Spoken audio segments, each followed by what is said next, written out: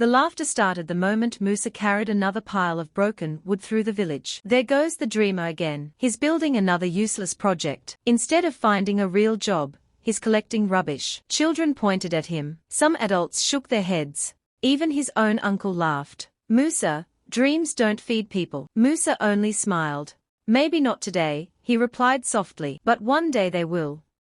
Nobody believed him. Not one person. Because no one knew what he was really building. Musa was 26 years old and lived in a small village outside Kano. After his father died, he became responsible for his widowed mother and younger sister. Every morning he searched for small jobs. Some days he carried cement. Some days he repaired fences. Other days he earned nothing. At night, instead of resting, he walked around collecting old metal, broken furniture, discarded machine parts, and empty oil drums. People thought he was crazy. What can anyone build from trash? They laughed every single day. Only his mother believed in him. One evening she asked gently, "Son, what exactly are you making?" Musa smiled. "I want children here to dream bigger than I did." His mother didn't fully understand. But she trusted him. Months passed. Behind their small house stood an old abandoned warehouse. Every night Musa worked there alone. He measured. He cut wood. He welded rusty metal. He painted old walls. Sometimes he worked until sunrise. His hands became covered with cuts. His clothes smelled of paint and engine oil. Still, he never stopped. One afternoon, some young men climbed through a broken window to spy on him. When they looked inside, they burst into laughter. He built tables from old doors. He made chairs from car tires. What a joke!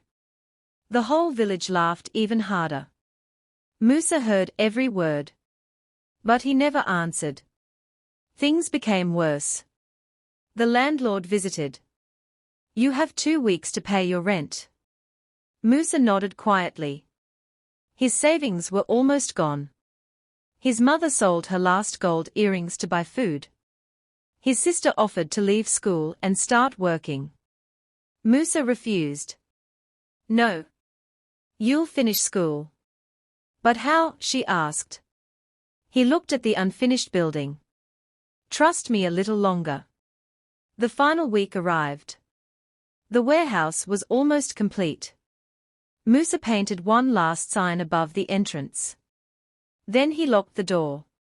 The next morning, colorful posters appeared across the village. "Grand opening today. Free for every child." People laughed again. Free? He has nothing. What kind of business gives everything away? Curiosity filled the village. By afternoon, dozens of people gathered outside. The local chief arrived. Teachers came. Parents came. Children pushed through the crowd. Musa stood quietly by the entrance, his mother squeezed his hand. "You've already made me proud." He smiled. Then he opened the doors. The crowd fell silent. Inside stood something no one expected. It wasn't a shop. It wasn't a warehouse. It was a beautiful learning center. Bookshelves lined the walls. Computers sat on handmade desks, reading corners filled with colorful cushions welcomed children. There was a science room built from recycled materials. A robotics table, art supplies. Solar-powered lights. Everything had been made from discarded materials people once called rubbish. Nobody spoke. A little boy whispered, "Can we really come here?" Musa smiled. "Every day. For free." The silence turned into applause. Some people even cried. The village chief stepped forward. "Who helped you build this?" Musa looked around. "All of you." Everyone looked confused. "You threw away the wood. You threw away the metal. You threw away the tires." "I simply saw value where others saw waste." No one knew what to say. The same people who mocked him now stood with lowered heads. His uncle slowly walked over. "I'm sorry. I laughed at you." Musa hugged him. "You weren't the only one." News spread quickly. Within days, journalists arrived. Videos of the learning center went viral. People couldn't believe it. A poor young man had built a modern education center almost entirely from recycled materials. Soon universities invited Musa to speak. Companies donated books. Volunteers offered computers. An engineering company installed faster internet. Children who had never touched a computer before began learning every afternoon. Parents noticed something changing. Their children talked about becoming engineers. Doctors, architects, scientists, dreams that once seemed impossible suddenly felt real. One afternoon, a black SUV stopped outside the center. A woman stepped out. She introduced herself as the director of a national education foundation. "We've been looking for people exactly like you." She toured every room. She watched children learning. She smiled. "You built all this with almost nothing." Musa nodded. She handed him a folder. Inside was a grant large enough to build 10 more learning centers across Nigeria. Musa stared in disbelief. His eyes filled with tears. The woman smiled. "People laughed because they only saw your hands. We saw your vision." 5 years later, the small village looked completely different. Children from nearby towns came to learn every weekend. Many had earned scholarships. Some had won science competitions. Others had started their own small businesses.